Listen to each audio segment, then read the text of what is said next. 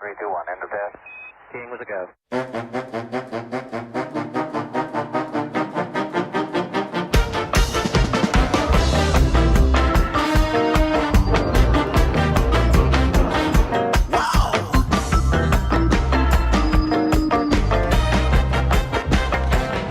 Well, hello there, and welcome to another edition of Warbird Wednesday. My name is Fred Bell. I am the Vice Chairman of the Palm Springs Air Museum, and today we're continuing to go down Warbird Lane with another very interesting airplane, the Horten, the 229.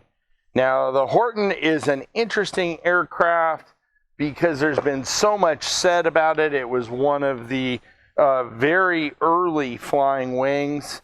It was designs. It was supposed to be flown by jets.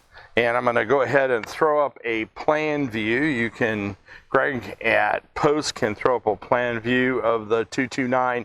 Now, the 229 would have flown on Junkers 004 turbojet engines, and it was conceived by a call from Hermann Göring, if you can believe that. But before I'm going to go any farther down the road with Hermann Göring, what am I? Am I an alien? Am I a frog? I'm a frog. I am an alien. Something along those lines, all right? Well, I will go ahead and get this off. This will go to our school kids. I think maybe I'm a frog. It's not that easy being green. There we go. And I'll toss that off. Now, the 229, they'd done Göring had talked about it. The Germans were going through radical designs at this point. Anything that they could think would change the outcome of the war. At the time, they went through, we've talked about a switchblade design. We've talked about flying wings. They did wind tunnel testing. They did glider tests on a lot of these aircraft. The Horten actually moved through to 3 prototypes that we're gonna talk about. And it was a very, very promising, but like all the other German designs, it really was probably a bridge too far for what they were trying to accomplish. But let me go ahead and put this YB49 on the stand here and get to my salute. I'm going to do that today with Goya pineapple soda. Ooh, pineapple might be interesting.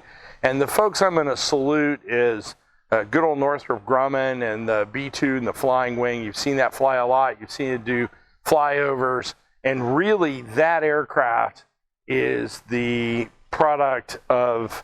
Think about in 1944, we were talking about a flying wing. So to Northrop Grumman, I'm going to give you a salute.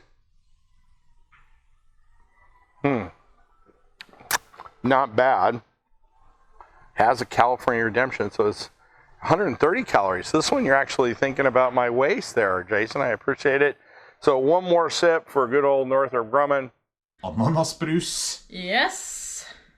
Natural and artificial color. Wow. Big bomb. That's pretty awesome. I'm not gonna lie, this is pretty awesome. I normally don't like pineapple, but this is legit. We salute you. The thing about the 229 was, although they made a few versions, the second version actually crashed and killed its pilot. The story is very common about these things. V3 is at the Smithsonian, and there's been a whole bunch. First of all, from a flight control standpoint, a flying wing at that time was probably a bridge too far. It was just an accident waiting to happen. But the other side of the coin is there was a lot of to-do made about the radar cross-section of the 229. The Germans had no idea at that time, and you can argue with me in the comments, but it was not designed for that. There was also some thought that they put charcoal on the nose of the airplane on some of the application that was actually done for a different reason, and there was some thought that would be radar absorbing material. My understanding is that that there were studies done on that, and it did not provide that, and nor do I think the Germans at the time were trying to come up with some sort of radar absorbing material. I just think that's not what they were trying to do. They were too busy trying to come up with air superiority aircraft to try to stop the strategic bombardment.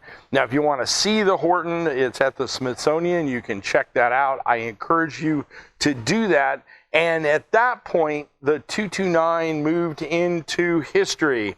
Now, if you are interested, we have all the Life magazines upstairs in our archive. And if you are interested in Life magazine covers, this is a fantastic puzzle. It covers everything. And I would encourage you to get this one. This one's a lot of fun. It is suitable for framing.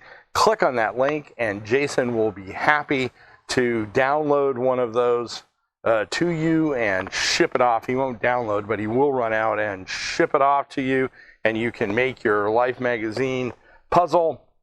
We cannot do all of this. I'm standing in front of some of this fine German engineering. We cannot do all of this without your donation, so click on those links. Give us a few bucks. We would surely appreciate it. If you are teaching the kiddos at home, click on those education links, and we will get one of those guides to you for free. If you came across us on YouTube or Facebook and you like this kind of one-cut content, very brief, concise, and to the point, give us a like or a subscription, and we will love your comments as well, because we actually do listen to those comments, and I've been given ideas for the program. My name is Fred Bell. I am the Vice Chairman of the Palm Springs Air Museum. Thanks so much. Have a great day. 3, 2, 1, end of test. King with a go.